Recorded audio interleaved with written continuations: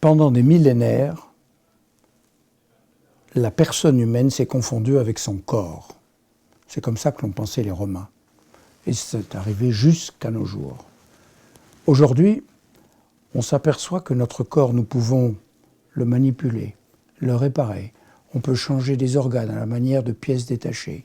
On peut remplacer par des prothèses qui sont inertes, façonnées. Et la question se pose vraiment de savoir si le corps est bien la personne ou si c'est une chose. Pourtant, ce corps, parce qu'il est humain et qu'il accompagne la personne, il est porteur de cette humanité que nous partageons tous sur cette terre, les hommes, les femmes. Et si c'est une chose, il faut donc le traiter différemment des autres choses banales, vulgaires. Donc on a pensé que le corps devait être respecté pour respecter la dignité de la personne.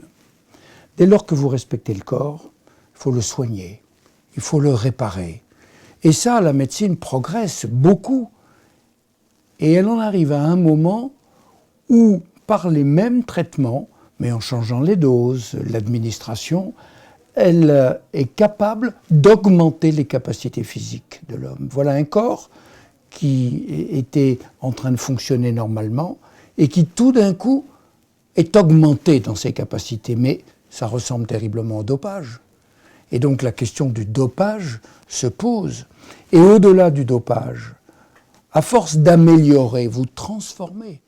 Et donc la question est de savoir si nous sommes aujourd'hui à la veille de transformer l'homme, de l'acheminer vers une post-humanité, et si l'homme de demain se confondrait avec la machine que l'homme aurait créée, mais laquelle machine pourrait se retourner contre l'homme? C'est ça, aujourd'hui, le cœur du débat. Avec nos nouvelles techniques, qu'allons-nous faire de ce que nous sommes demain? Est-ce que je peux vous poser une question? C'est la suivante. Est-ce que on voit qu'on est dans une phase d'hyper-individualisation? C'est-à-dire on a des individus désirants, tout-puissants, consommants et aussi très malheureux. Est-ce que c'est une transition entre les sociétés holistes, les sociétés de groupe, vers une individuation, c'est-à-dire une meilleure conscience de l'être qui va à nouveau se relier aux autres, ou est-ce que c'est un processus d'isolement, d'individualisme forcené, auquel cas on irait dans le sens de ce que vous craignez?